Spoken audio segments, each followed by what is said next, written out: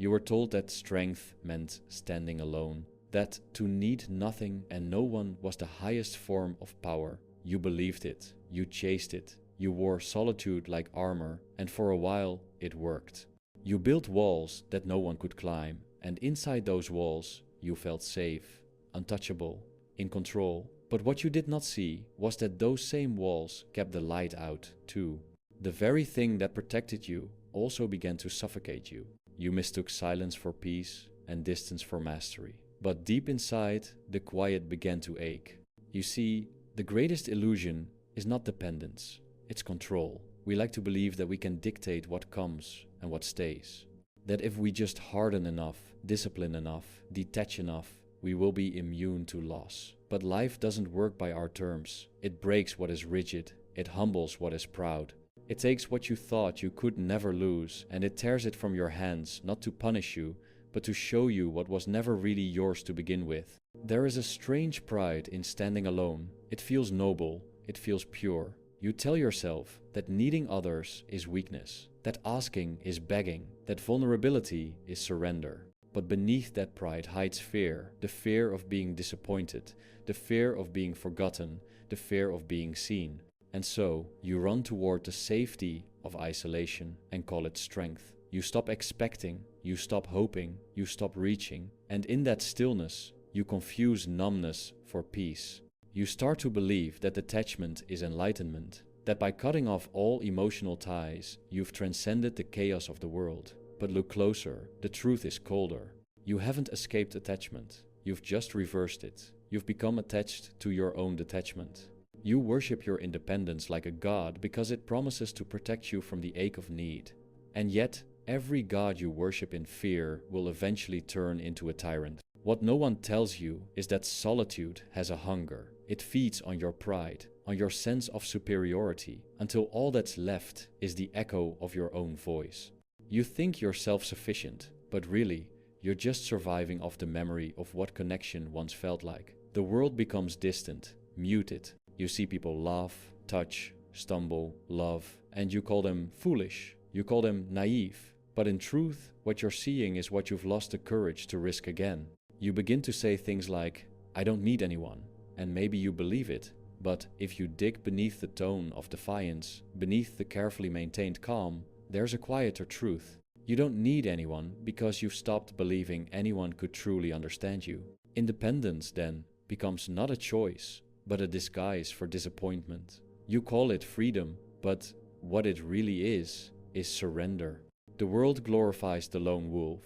It romanticizes the one who walks alone, who answers to no one, who stands untouched by the opinions of others. But they never show you what happens in the quiet hours, when the crowd disperses and the silence starts to echo. They never tell you that self-reliance, when taken too far, becomes a cage made of your own logic. You grow so skilled at carrying your own weight that you forget what it feels like to be held. And when you forget that, something inside begins to decay, slowly, quietly, invisibly. You stop speaking because no one can truly hear you. You stop reaching because no one can truly hold you. And so, you begin to shrink, not in body, but in spirit. The same fire that once made you powerful now begins to turn inward, burning you from within. But here's the truth that cuts deeper than solitude itself. What you built was not independence. It was armor made of old wounds. Every time someone disappointed you, you forced another plate. Every time someone left, you sealed another crack. And now you walk like a fortress, majestic but hollow. You are free, yes, but free in the way a ghost is free. Unbound by the world, yet untouched by life. You may think you've conquered pain, but look closer. You've only buried it under discipline. Pain, when unacknowledged, doesn't disappear, it matures. It grows quieter, sharper, more precise. It starts to whisper through your routines, through your late-night reflections, through your stillness. It asks, was this strength or was this fear in disguise? It is at that moment when you hear that whisper that your true journey begins. Not the journey of success, not the path of perfection, but the descent into self. The realization that perhaps your strength was only ever a reaction. You became strong because you had to be. You became detached because the world gave you no choice. You built yourself not from peace, but from pain. And now, the very foundation that carried you begins to crack. But don't fear that crack. It is not the end, it is the revelation. It is life showing you that you cannot hide behind your independence forever, because independence is not immunity. It does not make you untouchable, it only makes you unseen. And no matter how far you run from the world, you cannot escape yourself. That is where the real confrontation lies, not with others, but within. Because one day, the silence becomes unbearable. The solitude that once felt empowering starts to feel suffocating. You start to realize that your walls are not keeping the world out, they're keeping you in. And in that suffocation, you begin to understand what no philosophy, no doctrine, no act of defiance ever taught you. That freedom without connection is not freedom at all, it is exile. And yet, this exile is necessary, because in it, you will see yourself stripped bare of the false strength, the performative calm, the illusion of control. You will face the version of yourself that trembles beneath the armor, the one who still craves to be understood, the one who still hurts, the one you buried when you decided that emotion was weakness. You will meet that self, and at first you will despise them. But in time, you will realize that self is not your weakness. That self is your truth. And so begins the real task to separate strength from avoidance, to learn that standing alone is not the same as being whole, to understand that the true purpose of solitude is not escape, but refinement. Because when all illusions fall, you must learn to live with yourself, not as a project, not as a performance, but as a presence. This is where the illusion of control dies and the awareness of life begins. You cannot control what leaves, who stays, or how the world will treat you. But you can learn to control your own gaze, to look upon loss not as injustice, but as instruction. To see solitude not as a void, but as a mirror. To realize that the silence you once feared was simply the sound of your real self-awakening. Because life does not come to destroy your independence. It comes to reveal its limits. It will strip away your pride, your plans, your people, not out of cruelty, but necessity. So that one day, when you finally stand alone, it is not because you have no one left, but because you have finally met the one person who cannot abandon you, yourself.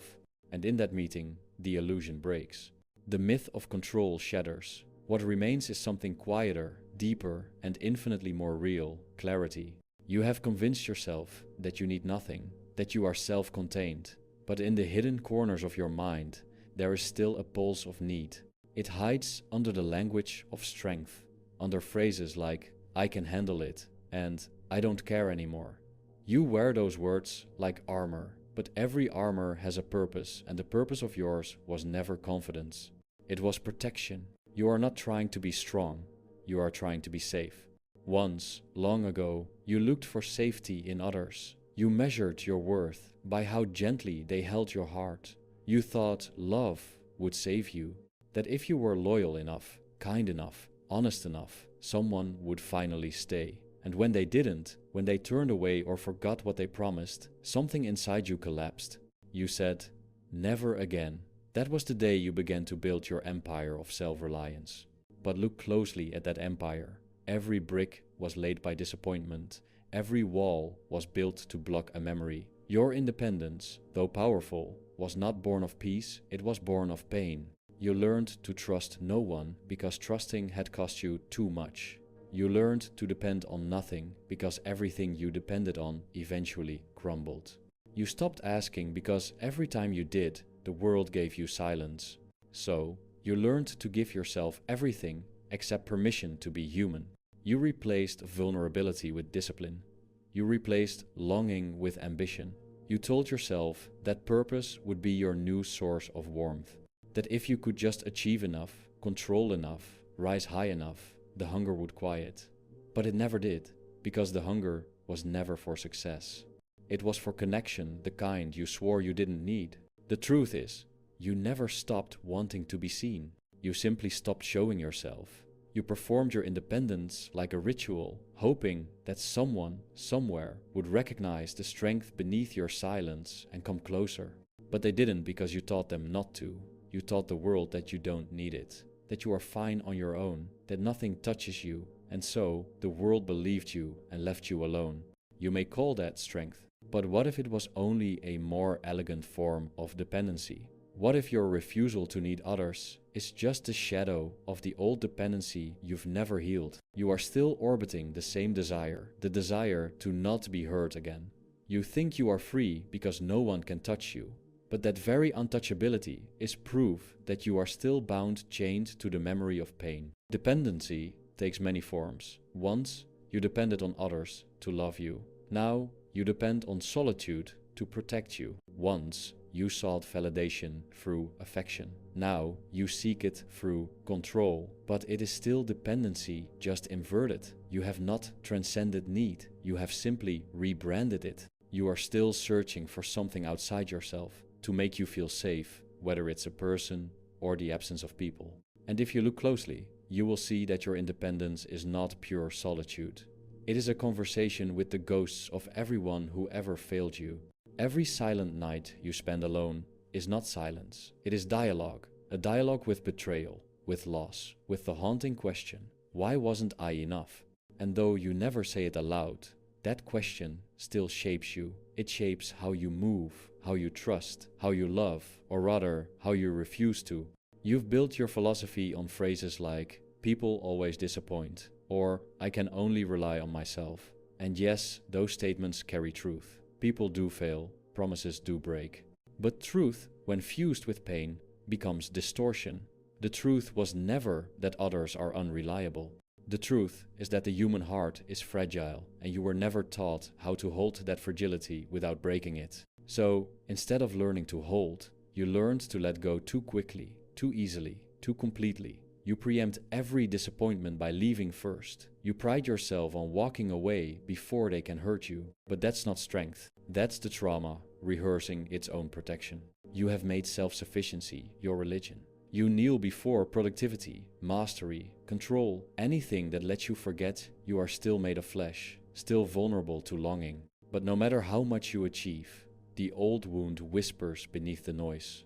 The wound that says, it is dangerous to need, and so you keep yourself in motion, not to grow, but to never be still long enough to feel.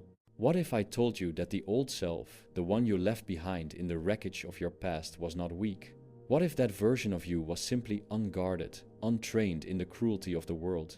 That version was capable of wonder, of hope, of belief. You buried them because they made you feel exposed. But it was that very exposure that made you alive. The old self was not naive. They were honest. They had not yet learned the language of fear. It's easy to look back and mock that innocence, to say, I'll never be that foolish again. But the cost of that vow is high, because in rejecting your past vulnerability, you also rejected your capacity to trust and to be seen. You became efficient, you became wise, but you also became unreachable. You say you value peace, but what you truly value is predictability. You want life to stop surprising you. You want relationships to stop demanding faith. You want the heart to behave like a contract, something clear, something controlled. But love does not negotiate. Connection does not submit to reason. And that terrifies you because you've built your entire world on the illusion that reason can save you from pain. This is the secret you never admit. You want connection as deeply as you fear it. You long for someone who can see through your calm, who can touch the places you've hidden, who can make you forget the script of strength you recite daily. But the moment such a person appears, you recoil. You call it intuition, you call it standards. But in truth, it's fear, the fear of losing control again. And so, you oscillate between desire and avoidance, between craving closeness and punishing yourself for it. You chase independence, not because it fulfills you, but because it keeps you from confronting the vulnerability you swore you buried. Every solitary victory you celebrate carries a trace of emptiness, because half of you is always watching from behind the walls, whispering, "This isn't what we wanted." Oh, but here's the quiet truth. Dependency is not the enemy. It is a natural language of the soul. Every living thing depends on sunlight, on air, on water, on touch. You are not meant to erase dependency. You are meant to refine it, to depend wisely, not blindly, to love without surrendering your core, to connect without dissolving. But you learn the opposite, that to need is to lose, and to lose is to die. So you trained yourself to survive by staying untouched. And yet, the untouched life is the unlived one. You can master every discipline, achieve every goal, conquer every inner demon and still feel incomplete, because life was never meant to be survived. It was meant to be felt. Even pain was meant to be felt deeply, honestly, without disguise. It is not weakness to feel. It is wisdom to know that feeling is the price of aliveness. So when the next silence comes, when the next wave of isolation tightens around you, I want you to ask a different question, not why am I alone, but what part of me still believes that needing others makes me weak? You may discover that beneath your independence lives a child still waiting to be held not by the world, but by you. That child is tired of pretending to be invincible. They don't need you to perform strength anymore. They just need you to stop abandoning them every time the world disappoints.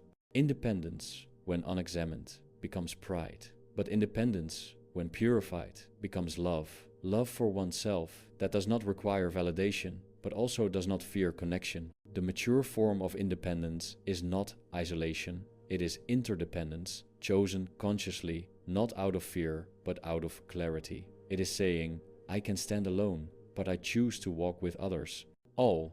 That choice, quiet, sovereign, deliberate, marks the death of the old dependency and the birth of something sacred, self-possession.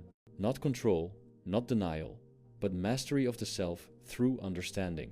You no longer depend on others to define your worth, nor do you depend on detachment to protect it. You depend only on your awareness, and that awareness cannot be taken from you. It is this awareness that prepares you for what comes next, the fracture. The moment when the illusion you've built, the entire architecture of your independence, will finally collapse. You will not plan for it. You will not see it coming. It will arrive like a silent storm, and in its wake, every identity you clung to will begin to crumble, not to destroy you, but to free you from the dependency you still deny. And when that happens, you will remember these words. The ones you fear losing are only mirrors of the parts of you you've forgotten. They are not your anchor. They are your reflection. And when they disappear, you will see that the emptiness they leave is not absence, it is space. Space for the real you to emerge. One day, the life you built will stop obeying you. The routines that once gave you control will crumble into chaos. The plans that once made sense will dissolve into confusion. The person you trusted most, the one you thought would never change, will. And in that instant, everything you thought you understood about strength will betray you. Because no amount of control can stop the world from moving without your permission. It begins quietly, a silence that feels heavier than usual, a distance in someone's voice, a shift so small that you almost convince yourself it isn't there, but it grows, slowly, steadily, until it can no longer be ignored. And when the moment finally comes, when the truth hits, it's not loud, it's not violent, it's surgical. It cuts through the skin of your certainty with terrifying precision. And suddenly you are standing in the middle of your own life, looking around at the pieces, realizing you don't know how to put them back together.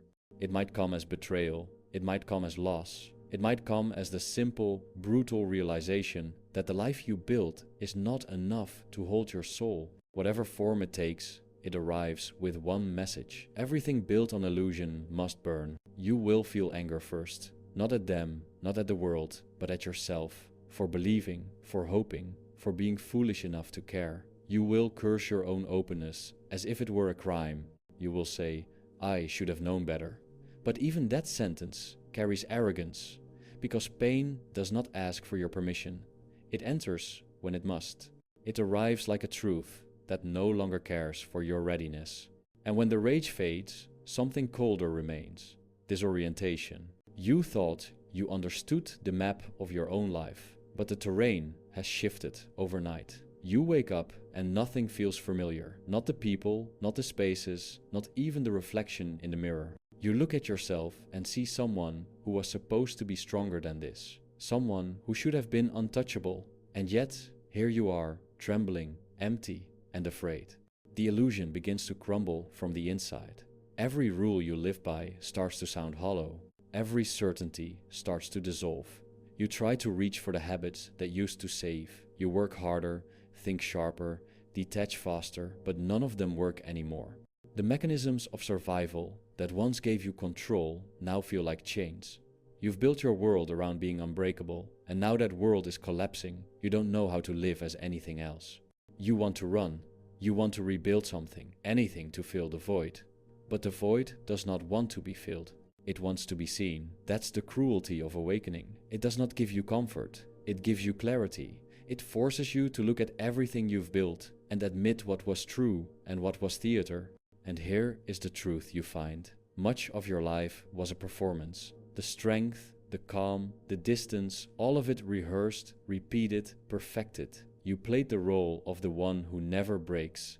But now, standing in the wreckage, you see that the mask has fused with your skin. You don't even know where it ends, and you begin.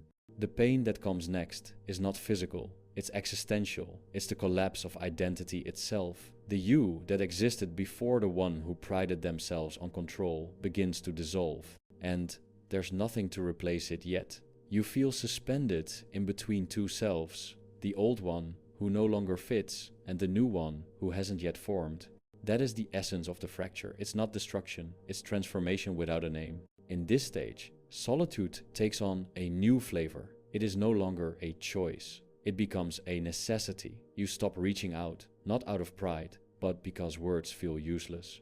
How can you explain to anyone that you're losing something invisible? How can you describe the grief of shedding an identity? The world won't understand. So you go quiet, you stop posting, you stop pretending, you stop explaining, you disappear into the silence because it's the only place that feels honest. And there, in that stillness, something terrifying happens. Nothing. Days pass, nights stretch. You wait for meaning to return, but it doesn't. You wait for clarity, but it hides.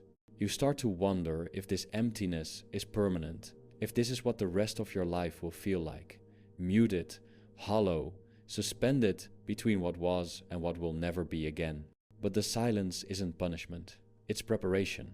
The fracture is not the breaking of life, it's the breaking of illusion. It is life peeling away every layer of false strength you built to protect your ego. It hurts because it's surgical. You are not losing what is real, you are losing what was pretending to be real. The world teaches us that pain is failure, that collapse means defeat. But this kind of collapse is sacred. It is the dismantling of the counterfeit, the death of the version of you that needed constant proof of worth. This pain is the purification fire. It is not life ending, it is the old life surrendering. And yet, as the old self burns, the mind resists. It begs for distraction. It wants to return to the comfort of the familiar, even if the familiar was prison. You might catch yourself trying to revive old habits, old identities, old stories, anything to feel normal again. But the truth is merciless. You can't go back. Once illusion cracks, it never repairs the same way. You can patch it, polish it, pretend it never happened, but underneath, you'll always know. You'll know that nothing outside you was ever permanent. You will cry, though you call it exhaustion. You will stare into the ceiling at night, feeling something dying inside you, and that's exactly what's happening. The self that thrived on performance is dying. The self that needed applause, control, validation is dying. It won't go quietly, it will fight. It will tempt you to rebuild the mask, to play strong again, to smile and say, I'm fine. But this time, something in you refuses. You can no longer lie to yourself. And that's the moment of true awakening, when your pain becomes more honest than your pride. When you stop performing strength and start allowing truth. When you no longer need to convince anyone that you're okay, because you finally accept that breaking was necessary. You will start to see the fracture differently. You will begin to understand that life had to remove what was false in order to reveal what was true. That betrayal was not random, it was a mirror. That loss was not punishment, it was release. The people who left did not abandon you. They outlived their role in your illusion. And though your mind screams at the unfairness of it, your soul whispers gratitude. Because deep down, you know this breaking was the only way to set you free. Freedom, however, does not feel like victory at first. It feels like grief, because to become free, you must bury every illusion that once made you feel safe. You must grieve the identity you built, the calm, controlled version of yourself who believed they could outthink pain. You must mourn the comfort of certainty, the luxury of ignorance. You must stand naked before the truth and say, I know nothing anymore. That admission is terrifying, but it is also the beginning of wisdom, because the mind that admits its own blindness becomes ready to see. Soon, the silence that once felt suffocating will begin to shift. You will notice that your thoughts are fewer, your breath deeper, your senses sharper. You will stop waiting for the world to make sense, and instead begin to sense the world as it is. The noise of judgment fades, the obsession with fairness fades. You start to understand that nothing in this life was ever yours to keep. Not people, not stability, not even peace. Everything moves, everything leaves, and what remains always is you.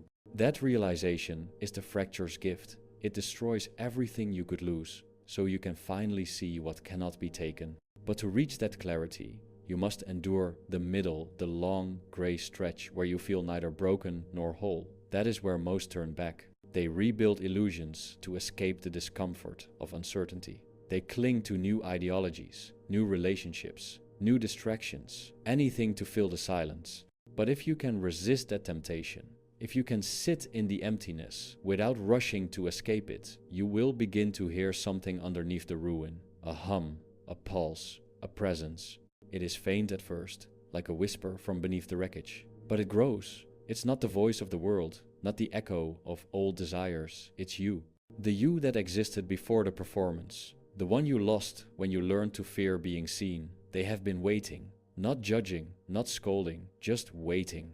And when you finally hear that voice, everything changes. You realize that you never lost yourself, you only lost access. The fracture didn't destroy you, it cleared the noise so you could finally listen. You will rise, not with defiance, but with calm. Not as the invincible warrior, but as the silent witness. You will no longer chase certainty, you will embody it. Not as arrogance, but as clarity. The world will still move, still betray, still change, but it will no longer have the power to define you. Because once you have seen through illusion, it cannot deceive you again.